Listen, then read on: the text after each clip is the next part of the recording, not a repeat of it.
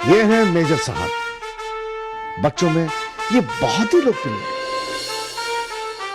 ये बच्चों को महापुरुषों की बचपन की कहानियां सुनाया करते हैं।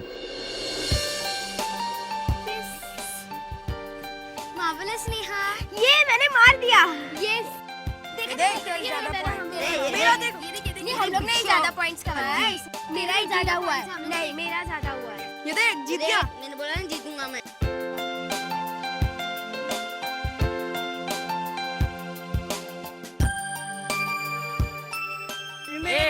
ये मेरी जगह है, इधर नहीं खेलने का। चल। लेकिन यहाँ पे तो हम खेले थे भैया। कहा ना एक बार जाओ। अब जाते हो या?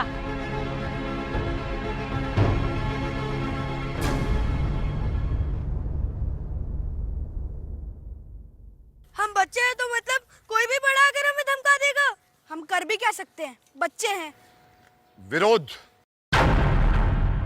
विरोध करना चाहिए। लेकिन मेजर अंकल हम बच्चे हैं। So what? बच्चों को भी अन्याय का विरोध करना चाहिए, क्योंकि अन्याय का विरोध करना हम सबका जन्म सिद्ध अधिकार है। आपका मतलब है अगर हम विरोध करेंगे तो वो हमारी जगह छोड़ के चला जाएगा? बिल्कुल, मगर विरोध करने के लिए जिस स्वस्थ शरीर और मजबूत इच्छा शक्ति की आवश्यकता होती है, वो पार्क में बैठकर वीडियो गेम खेलने वाले तुम जैसे बच्चे कहां से ला सकते हैं? अरे तुम जैसे लोगों को तो जिंदगी भर यूं ही डर कर जीना होगा। नहीं मेजर अंकल, हम ऐसे डर कर जीना नहीं चाहते। तो फिर ये वीडियो गेम छोड़ दो भाई, छोड़ दो। एक्सरसाइज करो, योगाभ्यास करो। कहते हैं कि स्वस्थ शरीर में ही स्वस्थ दिमाग रहता है, और जिसके पास स्वस्थ शरीर और स्वस्थ दिमाग होता है उसके अंदर आत्मबल यानी कि विल पावर होता है। रियली? यस, इसीलिए कहता हूं कि एक्सरसाइज करो और निडर बनो बच्चों, निडर बनो।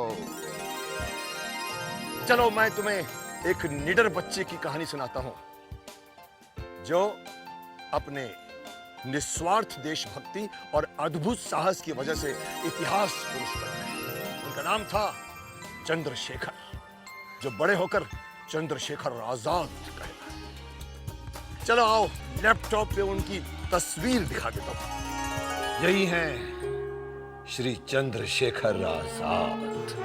इनका जन्म सन 1906 ईस्वी अलीराज रियासत, आज के मध्य प्रदेश के भावरा गांव में श्री सीताराम तिवारी जी के घर में हुआ था।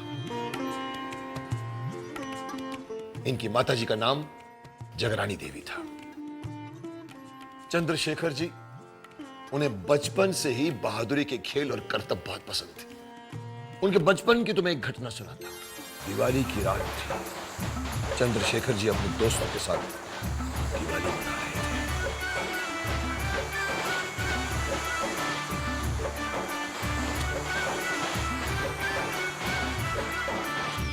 देखो सब, इधर आओ। मैं एक साथ ढेर सारी रंगीन तिलियां जलाने जा रहा हूँ। एक तिली जलाने से इतनी आग और रोशनी निकलती है, अगर एक साथ सारी तिलियां जला दी जाए तो कितनी रोशनी निकलेगी? हाँ, बहुत मजा आएगा ना? हाँ, बताओ।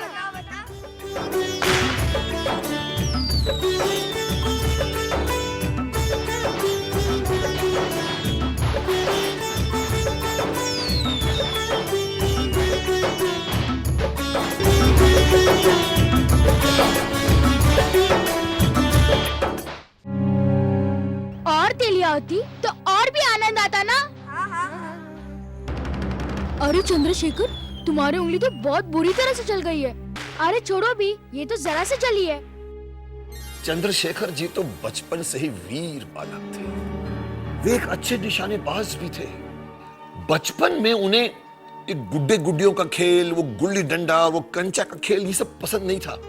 इसके बजाय खिलौना बंदूक से निशाना लगाना उन्हें ज्यादा अच्छा लगता था।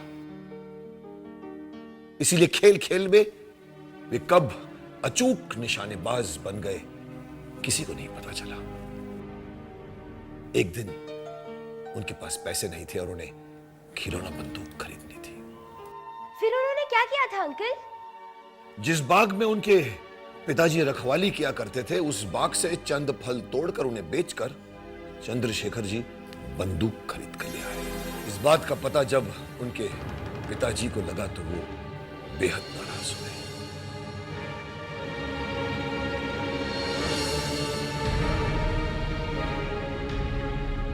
चौकीदार का बेटा चोर बन गया? इससे तो सीताराम बिना बेटे का ही रह जाता तो अच्छा था। नहीं पिताजी, वो चुप! आज तुझे मैं ऐसा सबक सिखाऊंगा कि जीवन भर के लिए तू चोरी करना भूल जाएगा।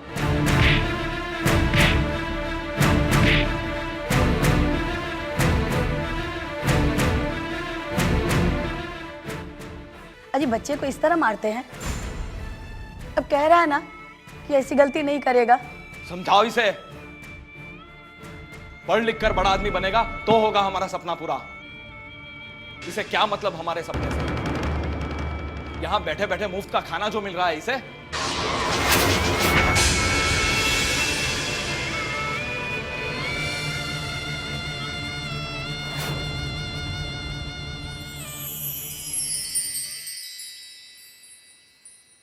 क्या बात है, क्या तुम लोगों को भी अपने माता पिता की डांट फटकार याद आ गई? अच्छा एक बात बताओ कि जब तुम्हारे माता पिता तुम्हें डांटते हैं, फटकारते हैं या मारते हैं तो तुम लोगों को कैसा लगता है? बहुत बुरा लगता है। उस दिन चंद्रशेखर को भी बहुत बुरा लगा था, लेकिन बाद में उन्हें यह बात समझ में आ गई कि जब माता पिता अपने बच्चों को डांटते फटकारते हैं तो वो उनके सुनहरे भविष्य के लिए करते हैं। इसलिए माता पिता की बात का बुरा नहीं मानना चाहिए। और उनके स्वाभिमानी मन ने यह ठान लिया कि अब के बाद वो अपने दम पर पढ़ लिख कर विद्वान बनकर अपने पिता को दिखलाएंगे। उन्होंने घर छोड़ने का निश्चय कर लिया। एक दिन बिना किसी को बताए वो घर से भाग निकले। ट्रेन पकड़ी।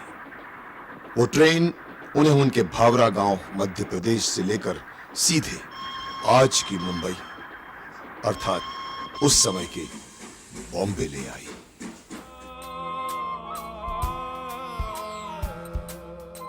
चंद्रशेखर अपने उद्देश्य को पूरा करना चाहते थे।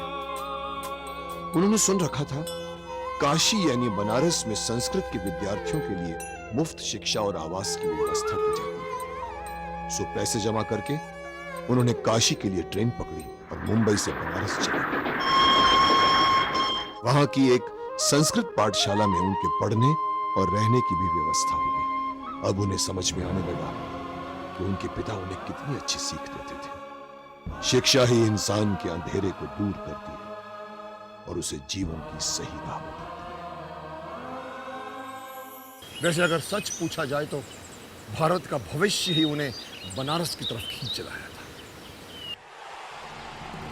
उन दिनों देश भर में गांधी जी का असहयोग आंदोलन जोर शोर से चला।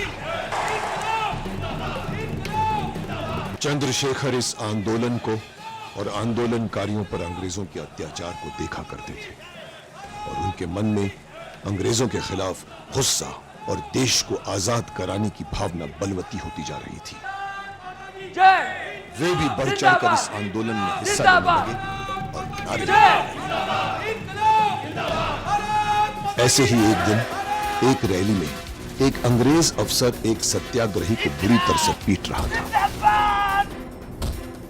चंद्रशेखर से देखा नहीं गया और उसने उस अफसर के सिर पर पत्थर मार दिया।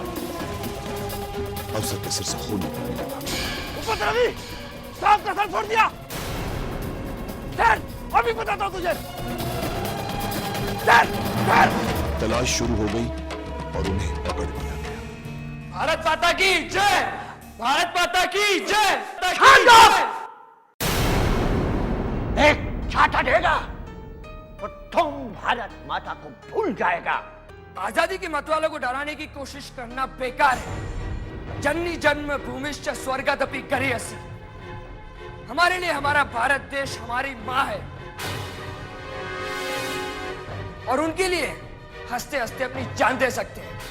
नादान छोकरा, तुम बादशाह हो, जोश में आकर साहब को स्टोन आई मीन पत्थर से मार दिया, ऐसा ही है ना? हाँ? नहीं, मैंने जानबूझकर तुम्हारे साहब को पत्थर मारा था। वो निहत्थे आंदोलनकारी को लाठी से पीट रहा था। हम सब समझ गया। तुम माफी मांग लो, हम तुमको माफ कर देगा। नहीं तो तुम है मैजिस्ट्रेट के पास ले जाएगा। वो बहुत क्रूर आई मीन बहुत जालिम आदमी है। वो देशद्रोही को कड़ी सजा देगा। देशद्रोही नहीं, देशभक्त है हम। इसे अंदर बंद कर दो। रात भर सर्दी से अखड़ेगा तो इसकी पूरी देशभक्ति बाहर आ जाएगी। ये जोर से भारत माता की जय, भारत माता की जय, भारत माता की जय, भारत माता की जय, भारत माता की जय। अभी देखूंगा मैं तेरे को।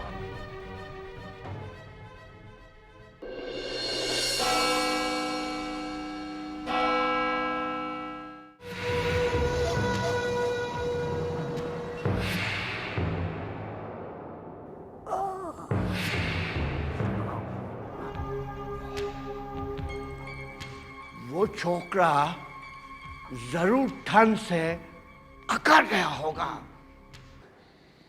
नादान छोकरा।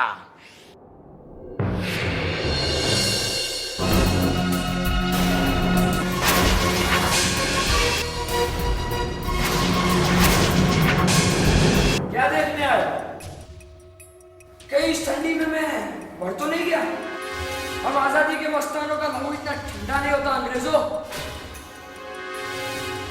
लौटने की तैयारी करो।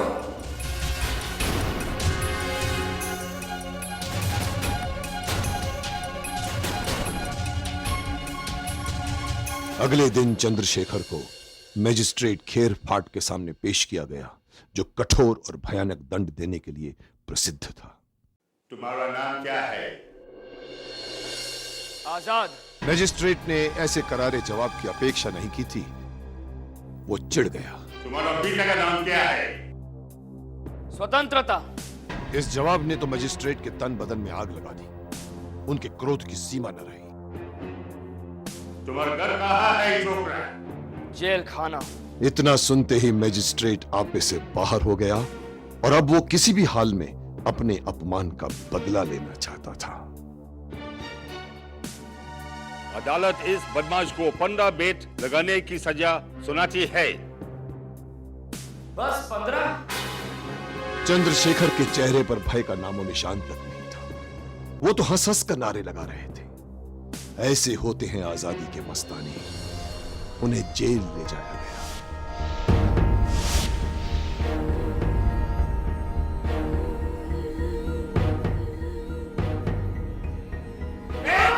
भारत माता की जय। भारत माता की जय। भारत माता की जय। उस जल्लाद ने पूरी ताकत से गिनकर 15 बेत लगाए।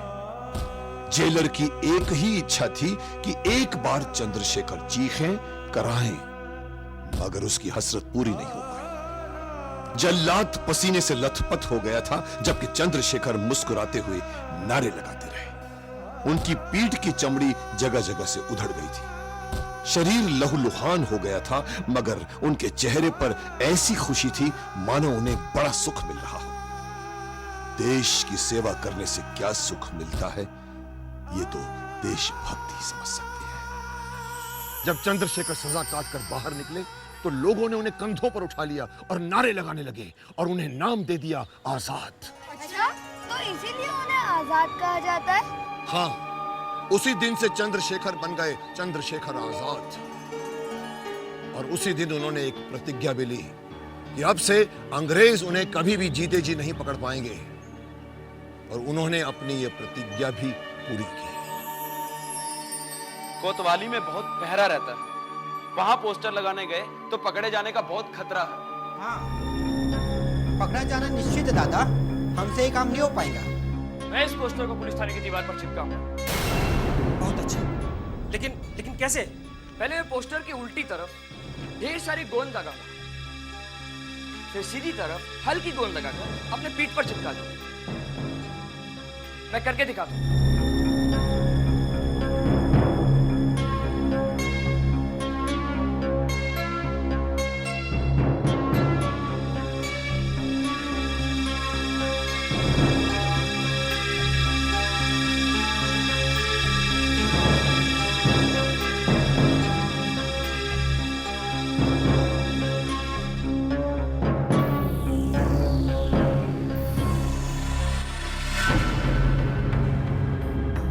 और फिर चंद्रशेखर आजाद बेधड़क वहां से निकल जाते हैं।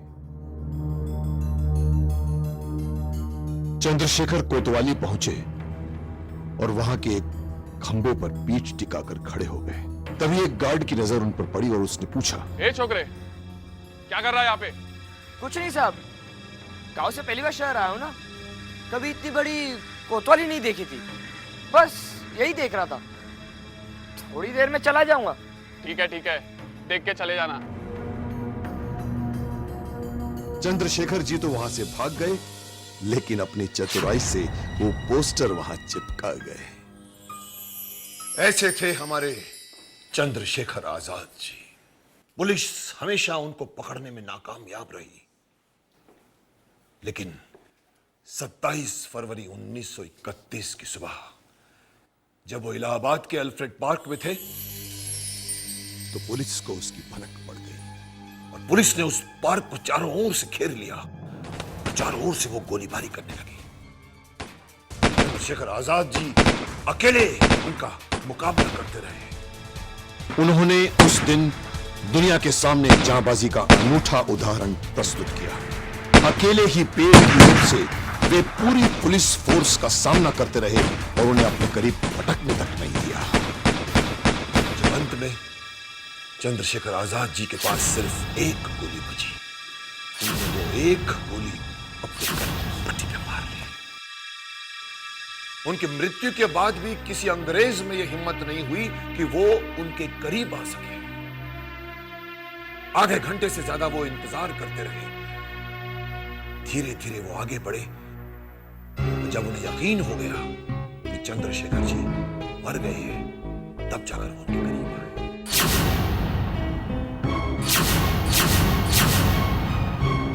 लेकिन देश के लिए जान देने वाले कभी नहीं मरते बच्चों, वो अमर हो जाते हैं।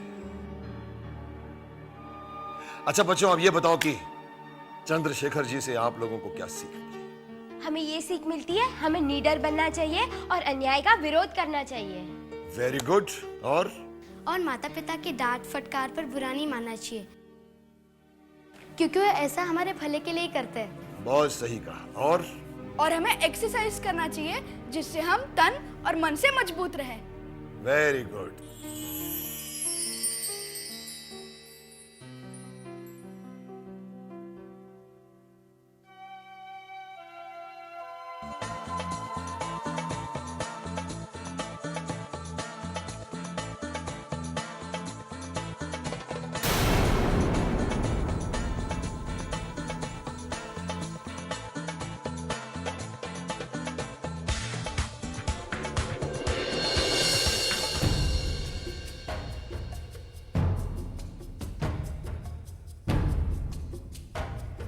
कुछ नहीं, तुम लोग कसरत करो, मैं दूसरी बेंच पे चला जाता हूँ।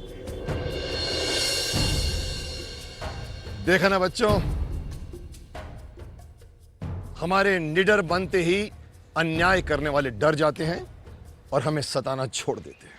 इसी तरह से हमेशा निडर बनकर जीना बच्चों।